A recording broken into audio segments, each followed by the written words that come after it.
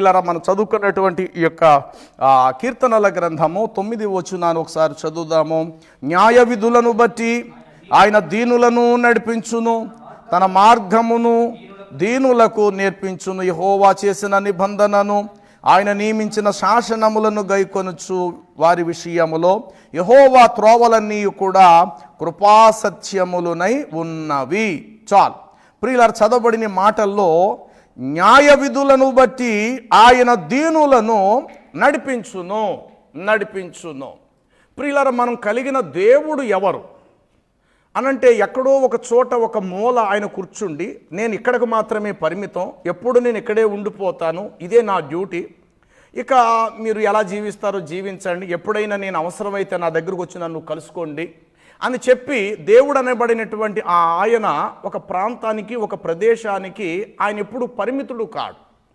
ఆయన ఎంత గొప్ప దేవుడు అంటే తల్లి స్థానములో చూసిన ఆయనే ప్రధానమైన తల్లిగా కనబడతాడు. ఒక తండ్రి స్థానంలో చూసిన ఏ తండ్రి కూడా ఆ తండ్రి అంత స్థానం కలిగిన వారుగా మనం చూడలేం. అన్ని విషయాల్లో కూడా ఆయనే ప్రధానుడుగా ముందుండేటువంటి వాడుగా మనం చూస్తాం. సాధారణంగా ఈ లోకములో ఒక తల్లి బిడ్డకు జన్మనిచ్చిన తర్వాత పాలిచ్చి పెంచుచూ బిడ్డను చేపట్టి నడిపించే బాధ్యత ఎవరిదంటే తల్లిది, తండ్రిది, ఆ ఇంట్లో వారిది. తనకంటే ముందుగా పుట్టిన అక్కలు అన్నయ్యలు ఉన్నప్పుడు ఆ పిల్లవాడిని అలా మెల్లిమెల్లిగా అడుగులు వేసుకుంటూ తీసుకువెళ్తారు. ఇది సాధారణంగా మనందరికీ తెలిసినటువంటి భౌతిక శరీర నడవడిక లేక నడుచుట. ఎవరైనా నేర్పించవచ్చు. కొంతకాలం అయిన తర్వాత వాడంతటి వాడి గోడ పట్టుకొని అలా మెల్లిగా అడుగులు వేసుకుంటూ వాడు నడవటం అనేటువంటి జరుగుద్ది. అయితే ప్రియులారా, ఈ లోకంలో మనం నడవటానికి మన తల్లిదండ్రులు మనకు సరిపోతారు. కానీ నిత్య జీవానికి వెళ్ళటానికి, నిత్య జీవములో మనం చేరుకోవటానికి ఈ లోకంలో ఏ నడవడిక మనకు అక్కడికి వెళ్ళడానికి సరిపోదు.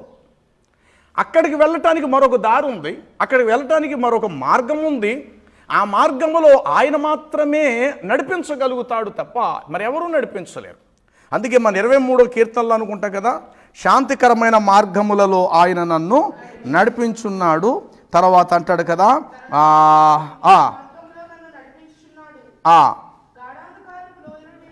తన నామమును బట్టి, చూడండి, తన నామమును బట్టి అంటే మార్గము వేరు, నీతి మార్గము వేరు. మామూలుగా నడవటము వేరు, నీతి మార్గములో నడిపించబడటం వేరు. ఈ నీతి మార్గములో నడిపించబడేటువంటి నడవడికి ఎక్కడికి చేరుతుందంటే చివరికి ఆయన ఉన్న చోటికి మనం నిత్య జీవానికి వెళతాము. ఆయన ఉండే నిత్య జీవానికి మనం వెళ్ళాలి అంటే ఈ లోకలు ఏ తల్లిదండ్రి నడవడికి సరిపోదు. అంటే ఏ తల్లిదండ్రులు నేర్పించినటువంటి ఈ భౌతికమైన నడవడిక మనకు సరిపోదు. ఆ నిత్య జీవానికి చేరుకోవటానికి స్వయముగా ఆయనే మన చెయ్యి పట్టి నడిపించాలి. హోషియా గ్రంథము 11:3 అంటాడు కదా, ఎఫ్రాయిమును చెయ్యి పట్టుకొని వానికి నటకను నేర్పించినటువంటి వాడను నేనే, అయితే ఆ సంగతి వాడి మనస్సునకు తట్టలేదు, నేను వాడిని స్వస్థత పరిచితినే కానీ ఆ సంగతి వాడు గ్రహించుకోలేదు అని చెప్పేసేసి హోషియా గ్రంథము దానియేలు తర్వాత ఉంటుంది 3వ ఎఫ్రాయిమును వానిని చేయి పట్టుకొని వానికి నటకను నేర్పించిన వాడను నేనే, వాడిని కౌగిలించుకున్న వాడిని నేనే వాడిని సంపూర్ణంగా స్వస్థత పరచిన వాడను నేనే, అయితే ఆ సంగతి వాడు తన మనస్సునకు పట్టలేదు అని చెప్పి వ్రాయబడి. కాబట్టి ఆయన తన మార్గమును గూర్చి దీనులను ఆయన ఏం చేయును, నడిపించునని మనం చదువుకున్న 9 వచనం కీర్తన 25లో.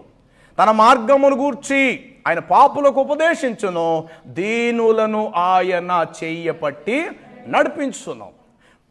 ఈ లోకంలో తల్లిదండ్రులు మనకు నటక నేర్పించేవారుగా ఉన్నారు. ఈ నటక ఎక్కడిదా సరిపోద్దంటే ఈ భూప్రపంచం మీద ఎంత దూరం వెళ్ళి మనం తిరిగి రాగలుగుతాం, అందుకు సరిపోతుంది. పనికి వెళ్ళాం మళ్ళీ ఇంటికి రాగలుగుతాం, ప్రయాణం ఊరు చేసాము మరలా ఊరు నుండి మళ్ళీ ఇంటికి రావడానికి ఆ నడవడికి మనకు సరిపోతుంది గాక. అయితే దేవుడు ఉన్న చోటికి వెళ్ళటానికి దేవుడే స్వయముగా మనల్ని ఏం చేయాలట, నడిపించాలి. అలాగ దేవుడు నడిపించేటువంటి నడవడికలో నడిచిన వారు ఎవరున్నారు అనంటే హానోకు దేవుడితో నడిచెను అన్న మాట మనం చూస్తాము. ఆదికాండము 5వ అధ్యాయం అనుకుంటా, చూడండి. ఆదికాండం 25 లేక 23, 21. ఆదికాండం. హానోకు 60 24 వచనమా. ఆనోకు దేవునితో నడిచిన తరువాత దేవుడు అతనిని తీసుకుని పోయెను గనుక ఇక అతడు లేకపోయెను. చూసారా ప్రియులారా, హానోకు దేవునితో నడిచిన అదేలేమా 300 ఏండ్లు దేవునితో నడచుచు. ఏమండి ఎన్ని ఏండ్లండి? 300 సంవత్సరములు అతడు చెప్పండి దేవునితో నడచుచు అన్న మాట మనం చూస్తున్నాం. అలాగే 6వ అధ్యాయాన్ని మనం గమనిస్తే 2వ వచనం 9వ వచనంలో నోవాహు వంశావళి ఇదే. నోవాహు నీతిపరుడును తన తరములలో నిందారహితుడై ఉండెను. నోవాహు కూడా దేవునితో కూడా నడచినవాడు. చూడండి, నోవాహు కూడా ఎవరితో నడిచాను? నోవాహు దేవుడితో నడిచినవాడు. దానికి ముందు ప్రధానంగా ఎవరిని చూస్తున్నామంటే ఇక్కడ హానోకు దేవునితో నడిచాను.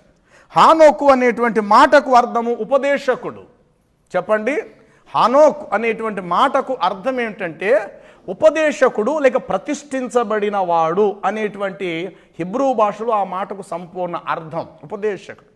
అంటే దేవుని చేత ఉపదేశము పొందిన వాడై ప్రప్రథముగా మనం చూస్తున్న ప్రారంభ రోజుల్లో అప్పటికి మానవ విస్తరణ భూమి మీద ఇంకేం జరగల, అంత పెద్ద ప్రజలు అక్కడ లేరు. అలాంటి దినాలలో హానోకు దేవుడితో నడిచెను. ఇప్పుడు చెప్పండి, దేవుడితో హానోకు నడిచెను అంటే అర్థం ఏమిటి? ఎక్కడో ఉన్న దేవుడు భూలోకానికి తన కోసం వచ్చేసి, అబ్బాయి లేవరా, నువ్వు నేను కలిసి నడుద్దాము అని చెప్పేసేసి ఎక్కడో ఉన్న దేవుడు భూలోకానికి వచ్చేసి నిద్రపోతున్న వాడిని చేపట్టుకుని లేపేసి తనతో పాటు ఇలాగా 300 సంవత్సరాలు హానోకు దేవుడితో నడిచెను అంటే దేవుడు ఆ విధంగానే అతను నడిపించాడని ఆ విధంగానే మనం అర్థం చేసుకుందామా? అంటే ఇక భూప్రపంచంలో ఇక మానవ జాతిలో ఎవరితో దేవుడికి సంబంధం లేదా? ఒక్క హానోకే దేవుడికి ఆ రోజుల్లో కావాల్సి వచ్చాడా? ఆ ఒక్క హానోకు కోసం దేవుడు పరలోకాన్ని విడిచిపెట్టేసి మనం ఉండే ఈ భూమి మీద మానవ ప్రజలుండి ఈ లోకానికి దిగు వచ్చేసేసేసి హానోకు అనబడిన వాడిని చేపట్టుకొని ప్రతిరోజు ఇంకా ఏ పనిపాటు లేకుండా వీడితోటే 300 సంవత్సరాలు దేవుడు అలాగే నడిచాడని మనం అందామా? హానోకు దేవుడితో నడిచాను అంటే అసలు అర్థమేమిటి? దాన్ని ఏ విధంగా మనం అర్థం చేసుకుందాం? ఎక్కడో ఉన్న దేవుడు భూలోకానికి వచ్చేసాడు అనుకుందామా? వీళ్ళిద్దరు కొలస చటాపట్టా వేసుకొని చేయబట్టుకొని ఇద్దరు కూడా అలా స్నేహితుల్లాగా అలా నడుచుకుంటూ ప్రతిరోజు భూమి మీదే సంచరిస్తూ వచ్చారా? ఇక పరలోకంలో దేవుడు లేడా? ఇలాంటి చాలా సందేహాలు మన మనసుల్లో పుట్టచ్చు. అయితే వాస్తవానికి హానోకు దేవుడితో నడిచినటువంటి ఆ వాస్తవాన్ని ఈ పగటి వేళ క్లుప్తంగా కొన్ని విషయాలు మనం వినబోతూ ఉన్నాం. చూడండి, పేతురు రాసినటువంటి తన పత్రికలో ఇలా వ్రాయబడి ఉంటుంది. 2వ అధ్యాయం 21 వచనాన్ని చూస్తే, మీరు తన అడుగు జాడలలో నడుచున్నట్లు క్రీస్తు మీకు మాదిరి ఉంచిపోయాను అనేటువంటి మాట, క్రీస్తు కూడా మీ కొరకు బాధ శ్రమపడి మీరు తన అడుగు జాడలయందు తన అడుగు జాడలలో మీరు నడుచుకొనున్నట్లు మీకు ఆయన మాదిరి ఉంచి వెళ్ళిపోయింది. ఆ మాదిరి మనకు కావాలి. ఇప్పుడు క్రీస్తు మనకు ఏముంచాను? ఒక గిరి గీశాడు, ఒక దారి చూపించాడు, లేక ఒక ఏర్పాటు అనేటువంటి ఏర్పాటు చేసి ఇది ఏ నెమ్మది, ఇది ఏ శాంతి, ఇది ఏ మార్గం, ఇదే త్రోవల్లో మీరు నడువుడని యెషయా గ్రంథములు చెప్పినట్లుగా ఆయన మనకు ఏముంచి వెళ్ళాను అని అంటే ఒక దారిని, ఒక మాదిరికరమైనటువంటి దారిని ఉంచాడు. ఈ దారి ఇప్పటిది కాదు సుమా, ఇన్ ద బిగినింగ్, ప్రారంభము నుండి కూడా దేవుడు ఈ మార్గాన్ని తన ప్రవక్తల ద్వారా తెలియపరుస్తూ ఇక ఫైనల్గా చివరిగా సాక్షాత్తు ఆ మార్గాన్ని ఏర్పాటు చేసినటువంటి వాడు ఈ లోకానికి వచ్చి సంపూర్ణ మార్గం చూపించాడు. ఆయన ఈ లోకానికి వచ్చి ఏమన్నా తెలుసా? నేనే మార్గము, నేనే సత్యము, నేనే చివరికి జీవము, నా ద్వారానే మీరు పరలోకానికి చేరుకుంటారు అని ఆ మహాప్రభు చెప్పి అంతటితో ముగించాడు. ఈరోజు ప్రపంచ మానవ జాతి నిత్య జీవానికి వెళ్ళాలి అని అంటే తప్పనిసరిగా వారు ఎంత గొప్పవారైనా యేసుక్రీస్తు ప్రభు వారి యొక్క అడుగు జాడలలో నడవాలి. యేసుక్రీస్తు ప్రభు వారు చూపించిన ఈ అడుగు జాడలు ఎలాంటివి? ఆయన మార్గంలో నడవటం అంటే అసలు అర్థం ఏమిటి? ఏ విధముగా ఆయన మార్గంలో మనం నడుస్తామంటే, మొదట దేవుడు ఏమై ఉన్నాడు అని అనగా దేవుడు లోకమునకు వెలుగై ఉన్నాడు. చెప్పండి, దేవుడు ఏమై ఉన్నాడండి? అనంత ప్రపంచానికి దేవుడు వెలుగై ఉన్నాడు. చూడండి, దేవుని యొక్క వాక్య భాగాన్ని మనం గమనిస్తే 1 యోహాను పత్రిక 1వ అధ్యాయము 5-7 వచనాలు. 1 యోహాను పత్రిక. అమ్మా, మేము ఆయన వలన వినిన సంగతులను మీకు ప్రకటించు వర్తమానము ఏదనగా, దేవుడు ఏమై ఉన్నాడు అని అనగా, దేవుడు వెలుగునై ఉన్నాడు. ఆయన యందు చీకటి ఎంత మాత్రమును లేదు. ఆయనతో కూడా సహవాస గలవారమని చెప్పుకొని, ఒకవేళ మీరింకా చీకటిలో నడచిన ఎడల మనం అబద్ధమాడుచు సత్యమును జరిగింపక ఉందుము. అయితే ఆయన వెలుగై ఉన్న ప్రకారము మనమును ఆ వెలుగులో నడచిన ఎడల మనము అన్యోన్య సహవాస గలవారమై ఉందుము. చాలండి.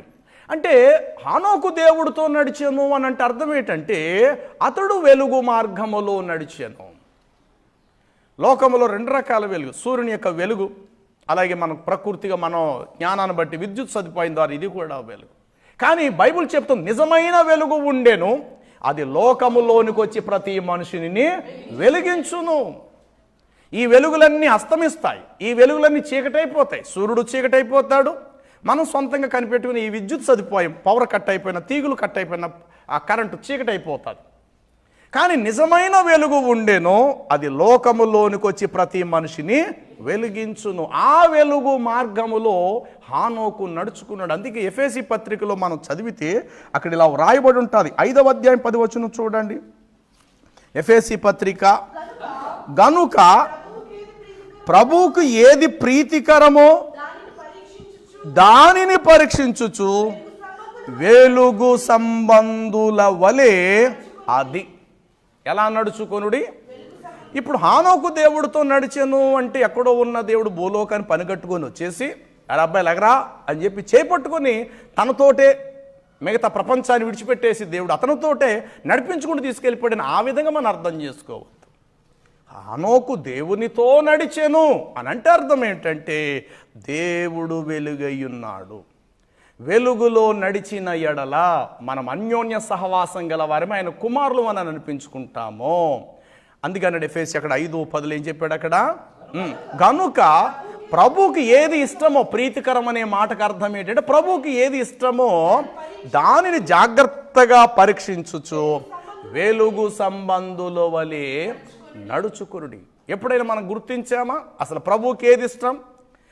పిల్లల్ని అడుగుతాం, ఎరా వచ్చినప్పుడు నీకేం తీసుకురానురా? పెళ్ళికి ఒకవేళ పెళ్లి రోజు వస్తే భార్యను అడిగితే, ఏమే వచ్చినప్పుడు నీకేమైనా పట్టరమ్మంటావా, ఏం తీసుకురమ్మంటావా, వాళ్ళకి ఏంటి ప్రీతికరము, వారికి ఏంటి ఇష్టం? కొన్ని సందర్భంలో అడుగుతాం. నీ పుట్టినరోజు కదా, నీ ఏం చేయమంటే ఇంట్లో తల్లి అడుగుతుంది పిల్లల్ని, ఒరే నాయన ఈరోజు నీ పుట్టినరోజు కదరా, రేపు నీ పుట్టినరోజు కదా బాబు, రేపు పొద్దున్న పాయసం చేయమంటావా, పరవన్నం వండమంటావా, బూర్లు వండమంటావా, చెప్పు బాబు నీకేంటి ప్రీతి, నీకేది ఇష్టం రా అని ఒక తల్లి తన బిడ్డలను అడుగుతుంది. అలాగే భర్త భార్యను అడగచ్చు, లేక భార్య భర్తను అడగచ్చు, ఏమండి వాళ్ళ ఏం కూర ఉండమంటారండి, అడగటం లేక తెలుసుకోవటం. కానీ ఏనాడైనా ఒక విశ్వాసిగా మనము దేవుణ్ణి ఈ విధంగా అడిగిన సందర్భం మనలో ఉందా? ప్రభువా నీకేంటి ప్రీతికరము అన్నట్టు, నీకేంటి ఇష్టం ప్రభువా, నా దగ్గర నుండి నువ్వు ఏం ఆశిస్తున్నావు ప్రభు, అసలు నేను ఏమి ఇవ్వాలని నువ్వు అనుకుంటున్నావు ప్రభువా, లేక నా దగ్గర నుంచి నువ్వు ఏం తీసుకోవాలనుకుంటున్నావు చెప్పు ప్రభువా, నేను ఇవ్వటానికి సిద్ధంగా ఉన్నాను. అబ్రహాం దేవుడు అడిగాడు, అబ్రహమా నాకు నీ కుమారుడు కావాలయా, నాకు ఇస్తావా, అది నాకు ప్రీతి అన్నాడు. అబ్రహాం కాదనలేదు, తన కుమారుడైన ఇస్సాకును దహన బలిగా అర్పించుటకు అన్నీ సిద్ధపడిపోయాడు. తెరా ప్రాణము తీసే సందర్భములో, దహన బలిగా అర్పించే సమయంలో దేవుడు అన్నాడు, ఆగు, నీ కుమారుడి మీద చెయ్యి వేయక, నిన్ను పరీక్షించాను, నేను బలిని కోరువాడును కాను, కనికరమునే కోరుచున్నాను. ఈ విధముగా దేవునికి ఏమిటి ప్రీతికరము, దేవుడికి నా దగ్గర నుండి దేవుడు ఏం ఆశిస్తున్నాడు, నా నుండి దేవుడు ఏం కోరుకుంటున్నాడని చెప్పి ఏనాడైనా ఒక విశ్వాసిగా మన దేవుణ్ణి అడిగిన సందర్భం మనకుందా?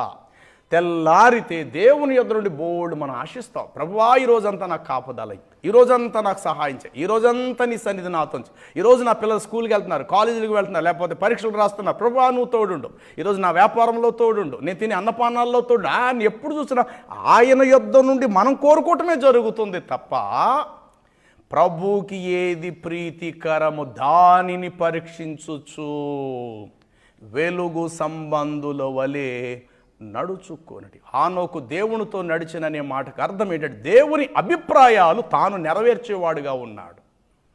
దేవుని ఉద్దేశాలు ఏమిటో అది ఎరిగి దేవుని చిత్తాన్ని నెరవేర్చుటలో హానోకు ఒక అడుగు ముందేసేటువంటి వాడుగా మనం చూస్తున్నాం. అదే దేవుడితో నడవటం. దేవునికి ఇష్టమైనది ఏదో అది చేయటమే దేవుడితో మనము నడుచుట. చెప్పండి, దేవుడికి ఇష్టమేమిటో అది చేయుటయే దేవుడితో ఏం చేయుటట? నడుచుట. హానోకు దేవుడితో నడిచాను అనే మాటకు అర్థం ఏంటంటే ఆయన వెలుగై ఉన్న ప్రకారం వెలుగులో నడుచుకునుడి. కాబట్టి వెలుగు అంటే హానోకు నడిచిన నడవడికలు ఎక్కడ చీకటి లేదు. చీకటి అనే మాటకు అర్థం పాపపు జీవితం.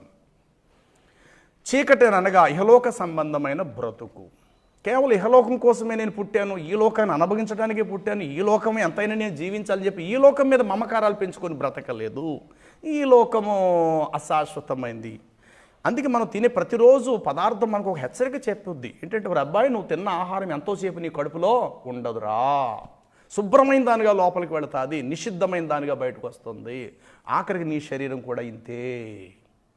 తల్లి కడుపులో చూసినట్టు అందమైన బిడ్డగా నువ్వు బయటకు వచ్చావు, మళ్ళా ఆ భూగర్భములోకి మట్టిలోకి వెళ్ళిపోయి చూడని అసహ్యంగా. ఏమంటే ఎప్పుడైనా సమాధిలో ఎప్పుడో ఒక 4-5 నెలలు అయిపోయి చచ్చిపోయినటువంటి బాడీని ఒక్కసారి మరలా తీస్తే ఎలా ఉంటుంది అంటారండి?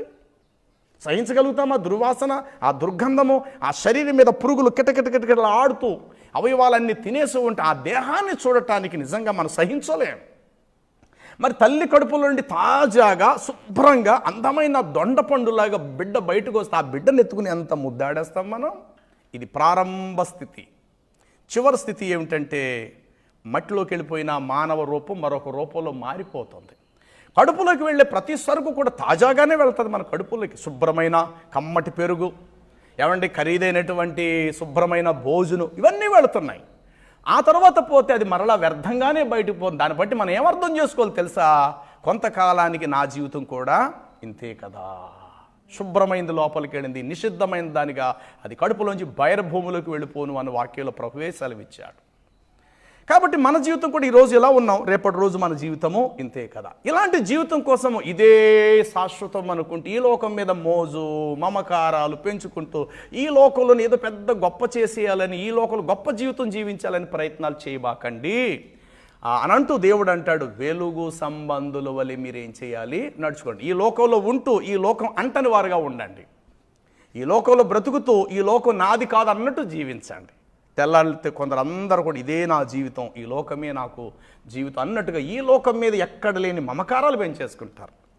కాబట్టి దేవుడితో నడుచుట అనే మాటకు అర్థం ఏంటంటే ఈ లోకాన్ని త్యజించుకోవటం. ఈ లోకంలో బ్రతుకుతూ ఈ లోకాన్ని అంటనట్టుగా, ఈ లోకం నాది కాదు అన్నట్లుగా, కొనువాడు తాను కొనినది తనది కాదన్నట్లు, అమ్మువాడు తాను అమ్మునది తనది కాదన్నట్లు, ఏడ్చువాడు ఇక మీదట ఏడవన్నట్లు, భార్యలు గలవాడు ఇకను తనకు భార్యలు లేనట్లుగా మీరు బ్రతకండి అని చెప్పాడు. అంటే ఇంతవరకు సుఖం పొందావు, ఇదే జీవితం అని నువ్వు అనుకోక. ఎందుకంటే ఒకరోజు మరలా వేదన స్థలం మనకి ఎదురవుతుంది. కాబట్టి ఈ లోకంలో అనుభవించేవాడు అమితముగా అనుభవింపకుండా అన్న మాట కూడా వ్రాయబడింది. హానోకు దేవుడితో నడిచిననే మాటకు అర్థం ఏంటంటే దేవుడు వెలుగై ఉన్న ప్రకారము ఆ వెలుగులో నడిచాడు కాబట్టి అతడు దేవుడితో నడిచినట్లు. రెండవది చూడండి, అదే యోహాను పత్రికలో మరొక మాట మనం చూస్తే ఇలా వ్రాయబడి ఉంటుంది. 4వ అధ్యాయము 16వ వచనము యోహాను పత్రిక.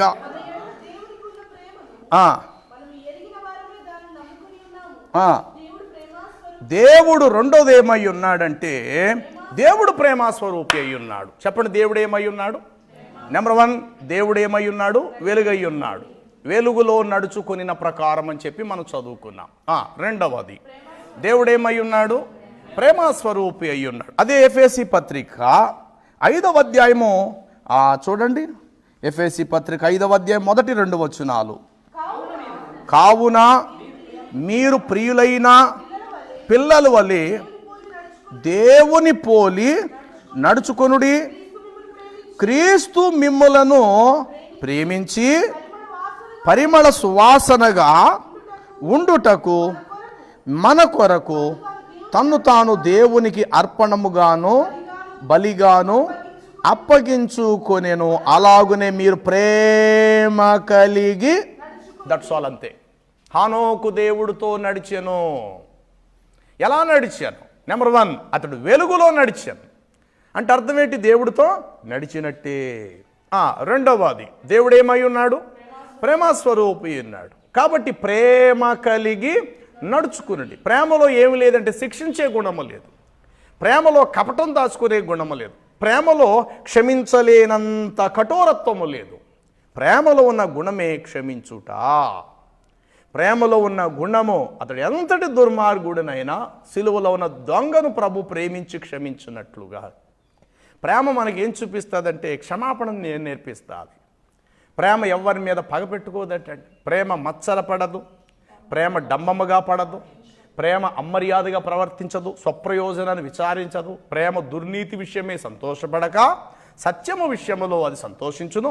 ప్రేమ అన్నిటినీ తాళ్ళును, అన్నిటినీ ఓర్చును, అన్నిటినీ నమ్మును. చూడండి, కొరింథీ పత్రిక 13వ అధ్యాయం అనుకుంటా ఆ మాటలు మనకు కనబడతాయి. విశ్వాసము, నిరీక్షణ, ప్రేమ, ఈ 3 నిలుచును, వీటిలో శ్రేష్టమైనటువంటిది ప్రేమయే. చూడండి ఏం రాయబడింది? ప్రేమ అన్నిటినీ ఓర్చును, ప్రేమ అన్నిటినీ 4వ వచనం ప్రేమ. చూడండి, ప్రేమ లేని వాడినైతే నాకు ప్రయోజనమేమి. చూసారా, 4వ వచనం పైన ఉన్నది. ప్రేమ లేని వాడనైతే నాకు ప్రయోజనమేమీ లేదు. ప్రేమ దీర్ఘకాలము సహించును, దయ చూపించును, ప్రేమ మత్సరపడదు, ప్రేమ డంబముగా ప్రవర్తించదు, అది ఉప్పొంగదు, నాకే ఉన్నదన్నట్టుగా గర్వపడదు, అమర్యాదగా నడుచుకోదు, స్వప్రయోజనాన్ని విచారించుకోదు, దుర్నీతి విషయంలో కోపపడదు, అపకారమును ఎప్పటికీ మనసులో ఉంచుకోదు, దుర్నీతి విషయంలో ఎప్పటికీ సంతోషపడక సత్యమందు అది సంతోషించును, అన్నిటినీ తాళుకుంటాది, అన్నిటినీ నమ్ముతాది, అన్నిటినీ నిరీక్షిస్తాది, అన్నిటినీ ఓర్చుకుంటాది. ఇక ప్రేమ శాశ్వత కాలము ఉండును. చూసారా ప్రియులారా, దేవుడేమై ఉన్నాడు? కాబట్టి ప్రేమ కలిగి నడుచుకొనుడి అంటే అర్థం ఏంటి? దేవుడితో నడిచినట్లే. హానోకు దేవుడితో నడిచిననే మాటలో 2వ పరమార్థం ఏమిటంటే, మరలా చెప్తున్నాను, ఎక్కడో ఉన్న దేవుడు భూమి మీదకి వచ్చి ఆయన చేయబట్టుకొని 300 సంవత్సరాలు నడిచేయటం కాదుగాక.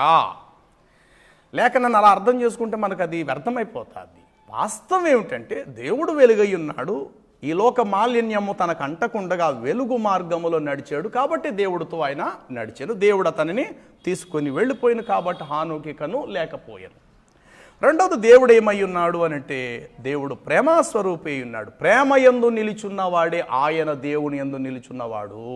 కాబట్టి ఏం కలిగి నడుచుకోండి మీరు? ఎఫెసీ పత్రిక మనం చదువుకున్నాం 5:2 వచనం చూస్తే ప్రేమ కలిగి మీరు నడుచుకోండి. చెప్పండి, ప్రేమ కలిగి మీరు నడుచుకోండి. కాబట్టి ఇప్పుడు హానోకు 2వ అడుగు ఏమిటంటే, ఒక అడుగు వెలుగులో నడిచాను. ఓకే, 2వ అడుగు చెప్పండి, ప్రేమ కలిగి నడిచాను. ఇలాగ హానోకు తన జీవితకాలం అంతా 300 సంవత్సరాలు కూడా దేవుడితో నడిచననే మాటకు అర్థం ఏంటంటే, ప్రేమలో ఎక్కడ అతడు తక్కువ కాలేదు. ప్రేమించుటలో, ప్రేమ చూపుటలో. మనుషుల ప్రేమ వేరు, సాక్షాత్తు దైవ ప్రేమ వేరు.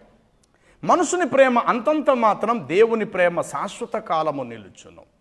మనుషుని ప్రేమలో కొంత ప్రేమించవచ్చు, కొంత ద్వేషించవచ్చు, ఇష్టపడచ్చు, ఇష్టపడకపోవచ్చు. కానీ దేవుని ప్రేమ ఎప్పటికీ ఇష్టపడలేదు అనేది ఆయనలో లేనే లేదుగాక. ఎంత ఘోర పాపినైనా దేవుని ప్రేమ ఎప్పటికీ ఇష్టపడుతుంది ప్రియులారా. ఆ కాలములోనే హానోకు ప్రేమ కలిగి నడుచుకునేను అంటే దేవుడితో ఆయన నడిచాను. ఆ కాలములోనే, ప్రారంభ రోజులలోనే అతడు వెలుగులో నడుచుకునేను అనగా దేవునితో అతడు నడిచాను. చూడండి, రోమాపత్రిక అని మనం చదివితే రోమాపత్రికలో ఈ మాట మనం చూడవచ్చు. 6వ అధ్యాయము రోమాపత్రిక 4వ వచనాన్ని చదువుదాం. కాబట్టి తండ్రి మహిమ వలన క్రీస్తు మృతులలో నుండి ఎలాగు లేపబడెనో అలాగుననే మనమును నూతన జీవమును పొందిన వారమై నడుచుకొనున్నట్లు మన బాప్తిస్వము వలన మరణములో ఆ నూతన జీవము పొందిన వారమై నడుచుకొనున్నట్లు. చెప్పండి, ఏంటండి? నూతన జీవం. ఎప్పటికప్పుడు నీ జీవితం నూతనంగా ఉండాలి. ఎప్పటికప్పుడు ఎందుకంటే మనం ఎప్పటికప్పుడు తాజా సరుకే తింటాం. పులిసిపోయింది, పాతబడిపోయింది, జబ్బు చేసేది ఎప్పటికీ మన దరిదాపుకు రానివ్వం. ఎప్పటికీ నూతనం. ఏమంటే నిన్నటి వార్తా పేపర్ ఈరోజు చదువుతామండి, ఈరోజు ఫ్రెష్గా కొత్త పేపరే. మళ్ళీ వాళ్ళు చదివింది రేపు చదవడం మనం ఇష్టపడం. మళ్ళీ రేపు తాజా సరుకు, రేపు మళ్ళీ కొత్తదే. ఎప్పటికప్పుడు నూతనం. సంవత్సరం క్రితం పేపర్ ఇప్పుడు చదువుట వల్ల ఏంటి ప్రయోజనం చెప్పండి? సంవత్సరం క్రితం పేపరు ఈరోజు తెలుసు రాజమండ్రిలో జరిగిందట, కొవ్వూరులో జరిగిందట, ఏంటి ప్రయోజనం ప్రియులారా? అవి మనకక్కర్లేదు. ఎప్పటికప్పుడు ఏటట వార్త క్రొత్తదే మనం ఇష్టపడుతూ ఉన్నాం. అలాగే ఎప్పటికప్పుడు కూడానట మనలో ఏం కనబడాలట? నూతన జీవము. చెప్పండి, ఎప్పటికప్పుడు ఏం కావాలంటే మనలో నూతన జీవము, నూతన ఉజ్జీవం. నూతన జీవం కావాలి, ద సేమ్ టైం నూతన ఉజ్జీవం. ఉజ్జీవం అనేది హృదయంలో నుండి పొంగి ప్రవహించేటువంటిది. ఎప్పుడు అణగారిపోవటం కానీ, ఎప్పుడు చల్లారిపోవటం కానీ, ఏదో జరిగిందని చెప్పి దాన్నే మనసులో పెట్టుకుని పదే తెలిసిన ఏం ప్రార్థన చేస్తున్నారు బాబా, చాలా నష్టపోయాం ఈ 6 నెలలు కూడా, ఈ 6 నెలలు చాలా దెబ్బైపోయారా బాబు అని చెప్పి ఒక నీరు గారిన మాటలు ఎప్పుడు మన నోటంట రానివ్వద్దు. ఎలా జరిగిందో అలాగే జరగనివ్వండి. కానీ ఇంకా మనం ఆయన కలిగి ఉండేవారుగా దేవుడు మనల్ని ఉంచాడు. అందుకు దేవునికి స్తోత్రం అని చెప్పాలి. కళ్ళ ముందు బిడ్డల ముందు తల్లిదండ్రులను కళ్ళ ముందు దేవుడు ఉంచాడు. చాలు. ఈరోజు పోయిన ఆస్తి ఒకవేళ ఉన్నా రేపన్న రోజు మనం బతుకుంటే మనం సంపాదించుకోగలుగుతాం కాక. ఈరోజు పని లేదా, రేపొద్దు మనం బయటకు వెళ్తాం, దేవుడు రెక్కలు కష్టార్జితం ఇస్తాడు, బలాన్ని ఇస్తాడు, మళ్ళీ కష్టపడగలుగుతాం, మళ్ళీ పూర్వపు స్థితిని మనం సంపాదించుగలుగుతాం. దేవుని బిడ్డలు ఏ క్షణాన్ని కూడా తన నోటంటే ఒక నీరు గారిన మాటలా రాకూడదు. ఏటంటే ప్రార్థన చేయండి బాబా, ఏం అర్థం కావట్లేదు. ఎందుకు అర్థం కాదు? నువ్వు దేవుని బిడ్డవు అయ్యి ఉంటే నాకేం అర్థం కావట్లేదన్నమాట, నాకేం బోధపడతలేదన్నమాట, ఏటో ప్రాణానికి అస్సలు నెమ్మది లేదండి, ఎప్పుడు ఇసుగ్గా ఉన్నదండి, అస్సలు విశ్రాంతి లేదండి బాబు నాకు. ఇలాంటి మాటలు ఒక దైవ బిడ్డగా అనవలసిన మాటలు కాదు. దేవుని బిడ్డలు ఎప్పుడు కూడా ఇతరులకు మన మాదిరిగానే ఉండాలి. మనశ్శాంతిలో మన దగ్గర మన మాటలని మనశ్శాంతి పొందేయలేడు. దుఃఖంతో వచ్చినాడు, మన దుఃఖంలో మనం ఉన్నప్పటికీ మన మాటలు విన్నాడు, దుఃఖం నుండి నివారణ పొందేయలేడు. అది దేవుని బిడ్డలో ఉండవలసినటువంటి సామర్థ్యత. 10 మందికి బోధించి మనమే బలహీనమైపోతే 10 మందికి వైద్యం చేసే డాక్టరే నాకు వైద్యం ఎవరు చేస్తాడంటే రోడ్లో అంటే ఆడిపరిగెడతా, ఆడి దగ్గరికి ఎవడెళ్తాడండి వైద్యం చేసుకోవడానికి?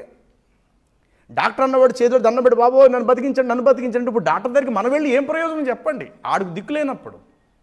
కాబట్టి దేవుని బిడ్డలు మనం దిక్కు లేని వారు, దిక్కు చూపించేవారుగా మనం ఉన్నాం. ఎన్ని పరిస్థితులు రానివ్వండి, మన యొక్క నిశ్చయత, మన యొక్క ఆశా నిగ్రహం, మనలో ఉండవలసిన పట్టుదల, సామర్థ్యత అనేది ఎప్పటికీ తక్కువ కావద్దు. డబ్బు తక్కువైపోవచ్చు, బలము తక్కువైపోవచ్చు, ఆరోగ్యం తక్కువైపోవచ్చు, ఆస్తిపాస్తులు తక్కువైపోవచ్చు గాక, ఆల్రెడీ చేతి పనులు తక్కువైపోవచ్చు గాక. దేవుడు మనలో పెంపారు చేసిన సామర్థ్యత, పట్టుదల, విశ్వాసం, ఆశా నిగ్రహము ఇవెప్పుడు కూడా మనలో ఏం కాకూడదట? తక్కువ కావద్దు. ఎప్పుడు నిండుగా మనం ఉండాలి. ఎప్పుడు చిరునవ్వుతో, ఎన్ని సమలలో మనసులో ఎన్ని దుఃఖాలు ఉంటే ఉండవండి గాక.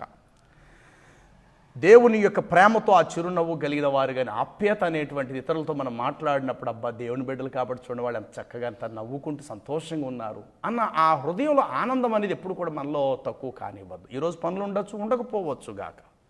ఎన్ని రోజులు జరుగుతుందో జరగనివ్వండి. ఇంకా దేవుడు మన సజీవులకు ఉంచాడు కదా. బ్రతుకున్నాం కాబట్టి ఈరోజు పోగొట్టుకున్నది ఏదో, రాలేనిదేదో రేపు దేవుడు రప్పిస్తాడు, రేపు దాన్ని కలిగి ఉండగలుగుతాము. ఆ నిరీక్షణతోటే మన అడుగుల ముందుకి వెయ్యాలి. కాబట్టి ఎప్పటికప్పుడు మనలో ఏముండాలట? నూతన ఉజ్జీవమును, నూతన జీవము పొందిన వారమే నడుచుకొనున్నట్లు. ఆ రోజుల్లో హానోకు మరి దేవుని జీవమును కలిగి అతడు ప్రయాణం చేశాడు, దేవుని వెలుగు కలిగి ప్రయాణం చేశాడు, దేవుని ప్రేమ కలిగి ప్రయాణం చేశాడు. మూడవది ఏంటంటే దేవుని యొక్క జీవమును కలిగిన వారి, నూతన జీవము కలిగి నడుచుకొనున్నట్లు. అదే రోమాపత్రిక 8వ అధ్యాయంలో మరొక మాట మనకి ఇలా కనబడుతుంది. 14 వచనం చూడండి. 8 అధ్యాయం.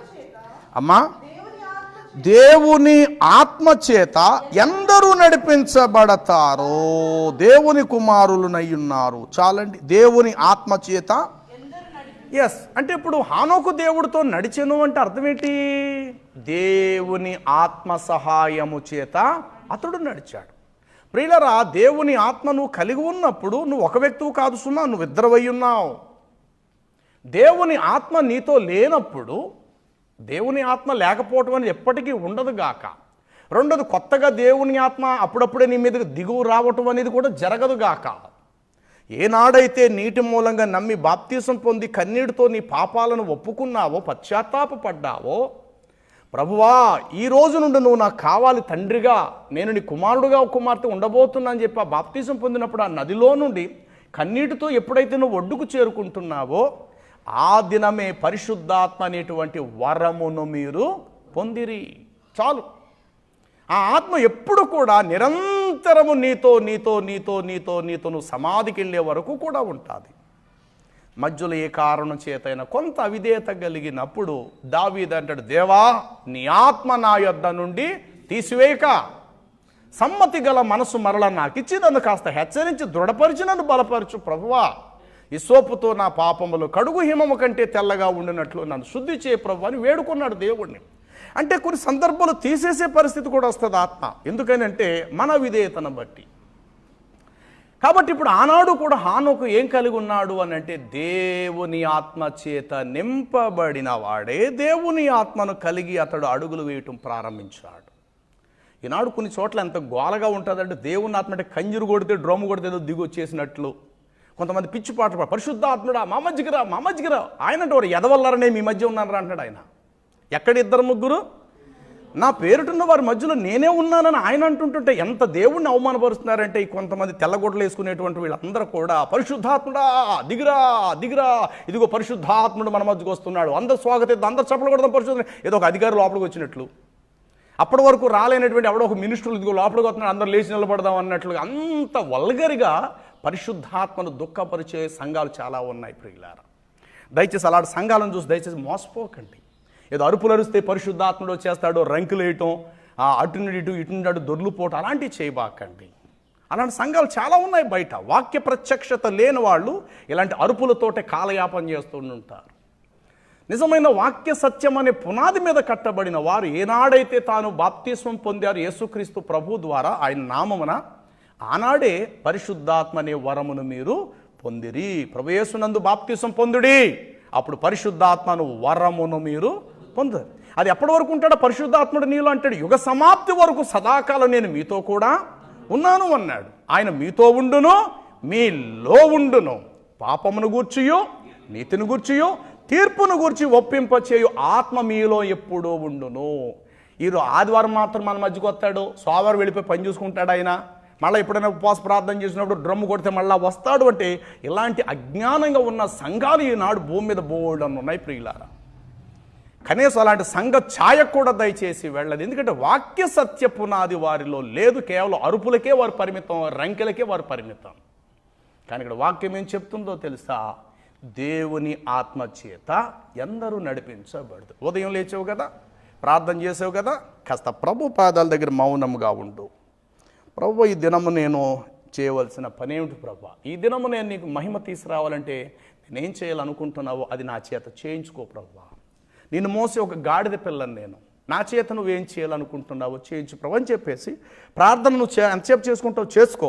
చేసుకున్న తర్వాత కొంత మౌనం పాటించి ఆయన పాదాల దగ్గర, ప్రభువా నీ ఆత్మతో ఎప్పుడూ నింపబడినట్లు ఈరోజు కూడా అలాగే నాలో ఉన్న ఆత్మ నడిపింపు ద్వారా నేను నడిపించబడాలి. ఎక్కడ నీకు ఆయాసకరమైంది నేను చేయకూడదు ఈ రోజంతట్లో.